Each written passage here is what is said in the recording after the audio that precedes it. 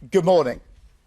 Today we publish a white paper on immigration, a strategy absolutely central to my plan for change that will finally take back control of our borders and close the book on a squalid chapter for our politics, our economy and our country. Take back control.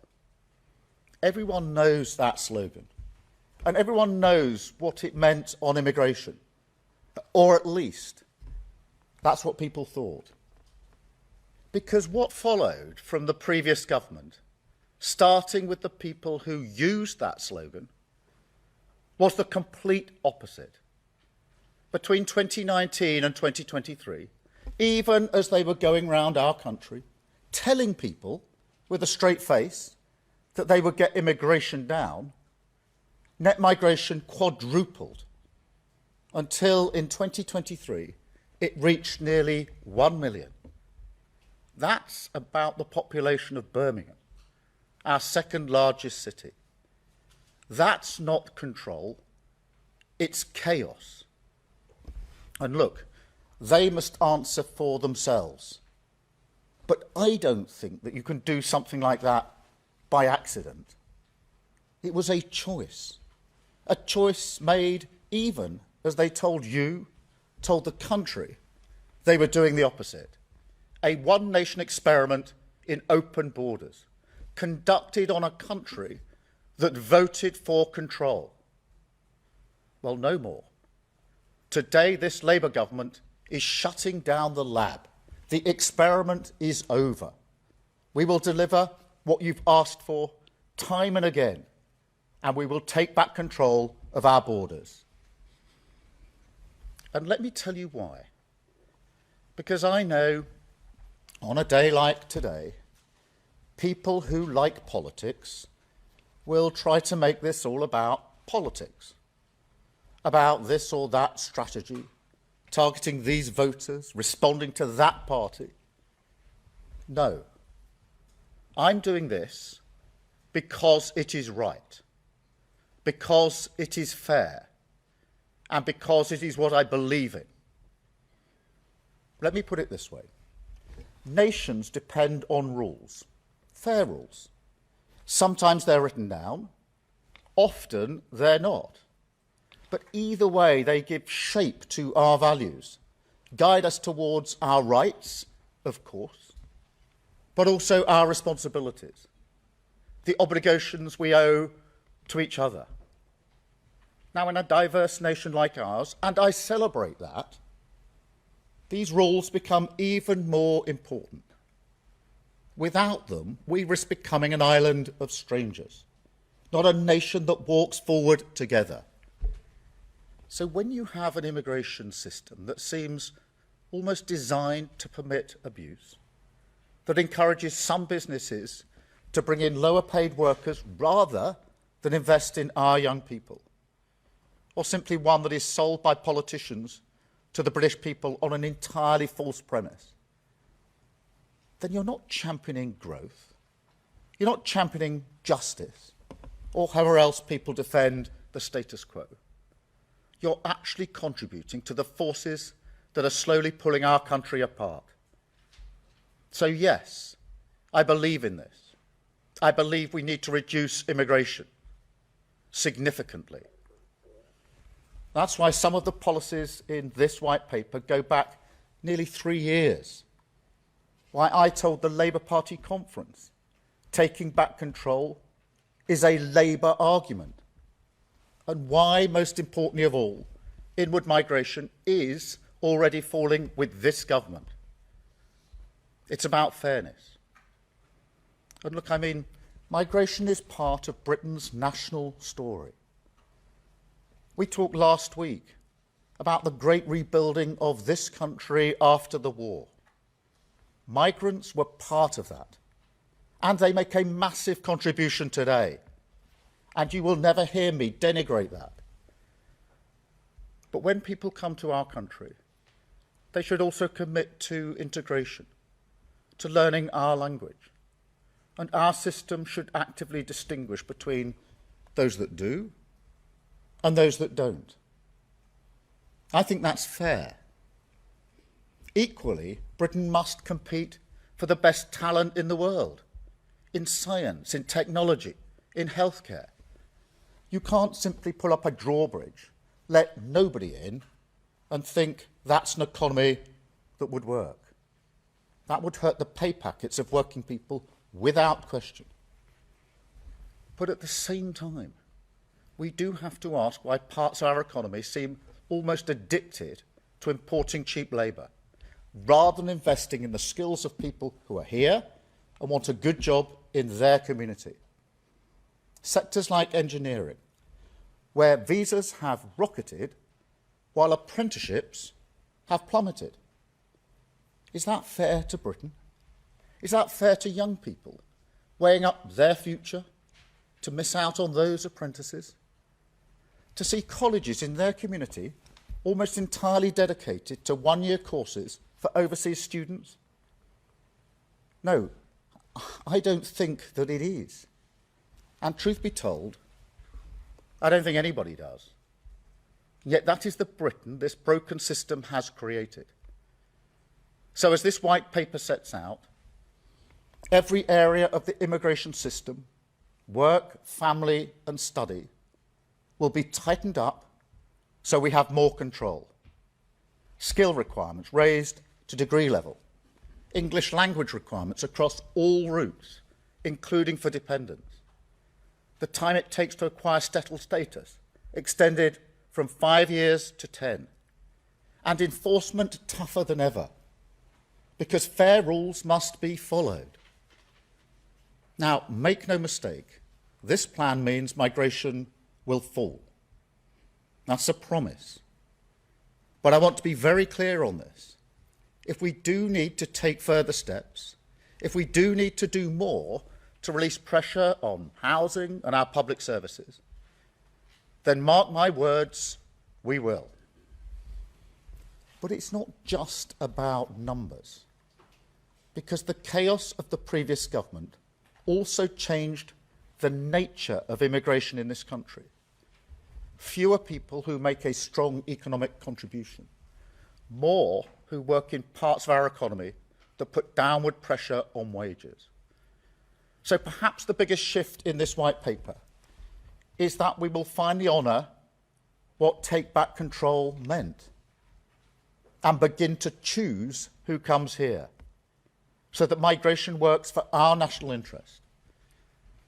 You know, this is where the whole debate is skewed, as if some people think controlling immigration is reining in a sort of natural freedom, rather than the basic and reasonable responsibility of government to make choices that work for a nation's economy. And for years, this seems to have muddled our thinking. But let me be clear, it ends now. We will create a migration system that is controlled, selective and fair. A clean break with the past that links access to visas directly to investment in homegrown skills, so that if a business wants to bring people in from abroad, they must first invest in Britain, but also so settlement becomes a privilege that is earned, not a right. Easier if you make a contribution, if you work, pay in, and help rebuild our country. Now, some people may even be against that, but I think for the vast majority of people in this country, that is what they have long wanted to see. An immigration system that is fair, that works for our national interest, and that restores common sense and control to our borders. That is what this white paper will deliver. Lower net migration, higher skills, backing British workers. The start of repairing our social contract, which the chaos and cynicism of the last government did so much to undermine. Thank you. I will now take a number of questions from the media. I've got a hopefully accurate list here, starting with Chris Mason, BBC. Thank you. Chris. Thank you, Prime Minister. Chris Mason, BBC News. Let's be clear, are you promising today that net migration will fall every year between now and the next election, come what may? Well, I'm promising it will fall significantly, and I do want to get it down by the end of this Parliament significantly. That is what this plan is intended to achieve, the complete opposite of what you saw in the last 4 years. It is frankly incredible that net migration quadrupled in 4 short years to nearly 1 million.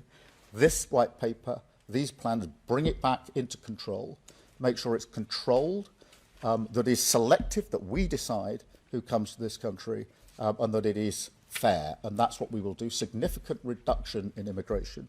And as I've indicated, if it becomes necessary to take further measures, then that's what we will do. Thank you. Robert, ITV. Robert Peston, ITV. Prime Minister, you know that countries that want to grow are in a global race for top talent. Your number one priority is growth. Haven't you shot yourself in the foot by insisting that those who want to be citizens now have to live here twice as long as those who want to be American citizens? And if I may, we've just heard that there will be a 90-day massive reduction in the tariffs that China and America are imposing on each other. Are you relieved that at least temporarily they've laid down their economic arms? Well, let me take both those points. I'm not encouraging 2 questions each because we've got to just get through this. On the growth question, I do think this is worth taking some time on because the theory that higher migration numbers necessarily leads to higher growth has been tested in the last 4 years. So we've had the highest net migration when the last government lost control to nearly 1 million and stagnant growth. And so that link doesn't hold on that evidence. The second thing is that this white paper is not just a white paper on immigration, it's also a white paper that deals with skills and training. And one of the reasons that we've had stagnant growth, in my view, for years, is because we've underinvested chronically in skills and growth. So by putting skills and growth into the same plan as migration, which is something businesses have been asking for years, you actually answer the growth question as well. And I should say as a footnote to that, as you heard in the speech and you'll see in the white paper, in relation to high talent, where we want the very best into the country, we will have routes to get that talent into this country. And I think there's real potential for us to do so in the current environment, and we intend to do so. On the question of the China tariffs, I just saw something flash up in the room back there. I'm not across the complete detail. I'm very pleased, obviously, that we struck our trade deal with the US last week, which will be measured in very many thousands of jobs and billions of pounds into our economy. Thank you, Robert. Sam from Sky. Sam. Sam Coates, Sky News. Prime Minister, just to pick up on growth and migration, one of the reasons that we've had a laxer migration policy for years is because of basically the Treasury view. Successive chancellors, their fiscal rules, and the way that that interacts with the official forecasts means it's always been an easy win to have more growth by having more people in the country. What's your message today to the Treasury, to the OBR, and are you doing anything to actually change the way that they work and look at all this stuff and calculate the cost-benefit analysis of growth and migration? Yeah, well, thank you, Sam. Just succinctly, and then adding to the answer I just gave. Firstly, the pure theory, if you like, that simply higher migration numbers necessarily leads to higher growth, I think has been tested in the last 4 years. We quadrupled in actually a very short period of time. And, you know, I think whatever political persuasion you are, it is quite extraordinary that net migration quadrupled in 4 years. We've never seen that before in this country, but growth didn't shift. It stayed stagnant. Secondly, this point about skills and migration, what businesses have been calling out for a long time is link migration to the skills and training that we need in this country. In the past, governments have done sort of knee-jerk reductions without making that link. We're making that link in this paper, which is really important in terms of where we go with the economy, because I do think it's underinvestment in those areas that's caused a lot of the problem. The other thing that the paper is doing is readjusting the model, because it's got to a place now where there's many more low-skilled jobs rather than high-skilled jobs. So by adjusting the threshold for skills, this allows migration to be in the areas of high skills, which are more likely to make a significant contribution to our economy. Thank you very much, Sam. I've got Gary from Channel 4. Thank you very much, Prime Minister. Have you been on a bit of a journey yourself on this? Did you used to believe that higher immigration led to higher growth? Would Keir Starmer a few years ago have talked about an island of strangers? Are you one of the people who now thinks that Article 8 of the ECHR is actually a problem and not something that's just exaggerated by other people? Well, Gary, thank you very much. I invite you to dig out my conference speech at Labour Party conference. I know you remember them all. But 3 years ago now, I think it was, when I made the very political argument that I've made this morning, which is that take back control, understanding why you need control, selection of fair immigration is a Labour argument. And once you've dug out that transcript, there's then the speech I made to the CBI, I think about 3 years ago, making the same argument in relation to business, saying too many businesses, in my view, are too dependent on migration rather than training and skilling up people in this country. And that was, I was signalling to the CBI then that would change under a Labour government. So there's a core consistency through here.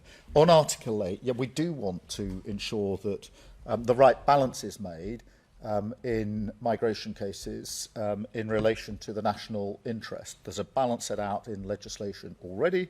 That needs to be adjusted, in my view, and that's what we will do. Thank you, Gary. Chris Hope, sorry. There's a lot of Chris's. Chris Hope, GB News. Prime Minister, we've been here before, haven't we? There have been 3 immigration acts since 2014. The Immigration Act in 2014 and 2016 both aimed to reduce immigration. They both failed. Why on earth should GB News viewers think you're going to succeed? And why not give us a promise right now? Why give us a fixed target right now, not a promise, so we can judge you on success? The Tories at least did that, but they failed. Well, look, the difference here, this is the most comprehensive plan that has been put forward.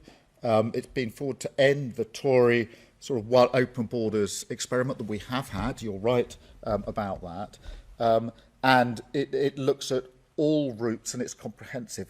And it does the hard yards of linking skills and business to what we need to do with the economy. So it's not a narrow look just at the numbers. It puts them in their proper context. On the question, which we do want to significantly reduce migration, I'm absolutely making clear that's what it will do, and that if we need to go further, we will. So that's the promise I make to your viewers. I don't think it's sensible to put a hard-edged cap on it. That has been done in one form or another for the best part of 10 years by different prime ministers. The only thing that links those prime ministers and the various caps or quotas or limits they put in place is every single one of them failed. And therefore, going down the failed route is not a sensible way for me. As with everything that I do, serious, pragmatic, looking at the things that will actually make a material difference. Thank you, Chris. Jerry from The Times. Prime Minister Jerry Scott from The Times. What is your message to the 9 million inactive adults in the UK at the moment who might not think that they should take work in a care home, for example, and also to some of your Labour MPs who might be squeamish about Labour government taking a tough line on immigration? Well, firstly, that's acknowledged within that 9 million there are some people who can't work, and we need to be clear about that from the start. But there are others who can, and as we've set out in our welfare provisions, the principles are clear. Where people can't work and are unlikely to be able to work, they should be protected and supported.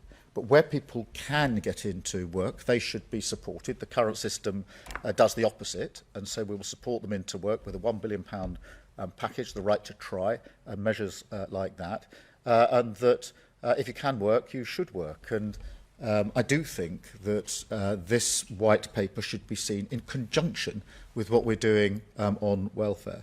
And on squeamishness, I actually think that the Labour Party has as core values the idea that immigration should be controlled, that it should be selective. We should be choosing who we want, higher skills, the high talent routes into our country. And it must be fair. They're basic Labour arguments and concepts for many, many years. Thank you. I've got Jack from The Sun.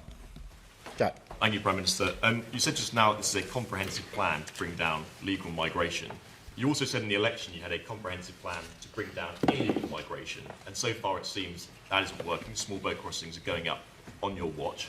So why should voters think that your plan to bring down illegal migration will fare any better, especially given that you're considering an EU youth mobility scheme, which could actually increase it? Well, let's tackle that head on, because nobody should be getting in a small boat to cross over the channel and illegally entering this country.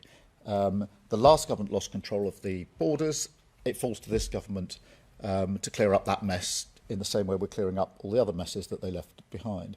I am convinced that the way to do that is to take down the gangs that are running the vile trade.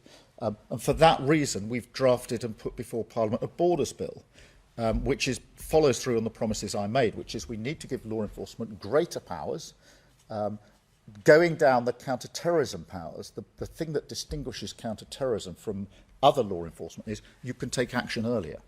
You can be preemptive. You can operate in a completely different way. That's why we've gone for a package that allows law enforcement to get in much earlier. That is going through Parliament. Who is voting against that? The Tories, who caused the problem in the first place. Thank you, Jack. Martin from the Daily Mail. Martin. Prime Minister Martin Beckford from the Daily Mail. Gary asked if you've been on a journey on net migration. Similarly, you talked about tough enforcement. One of today's measures is for foreign nationals convicted of any offence to be considered for deportation. Yet just 5 years ago, you signed a letter calling for the halt to a deportation flight that contained, amongst others, 2 people convicted of rape and 3 of GBH.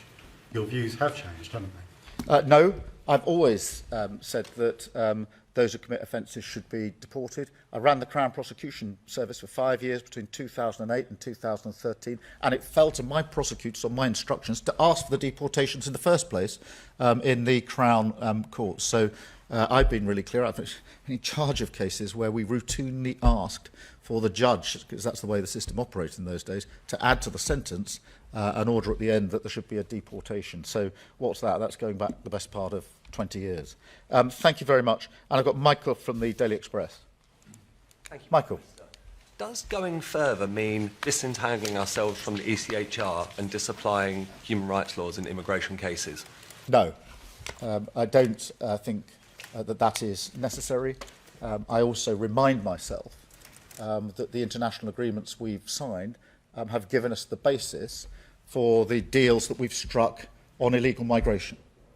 So the Home Secretary has moved fast, working with other countries, to put in place materially improved deals with other countries in relation to migration. That would not have been possible if we had been saying at the same time we're about to withdraw from our international obligations. I could give you many more examples than that, but you can't strike those deals with other countries to work more closely together on law enforcement to smash the gangs, and to work on returns agreements, which is what we want to do, if in the next breath you're saying you don't believe in international law.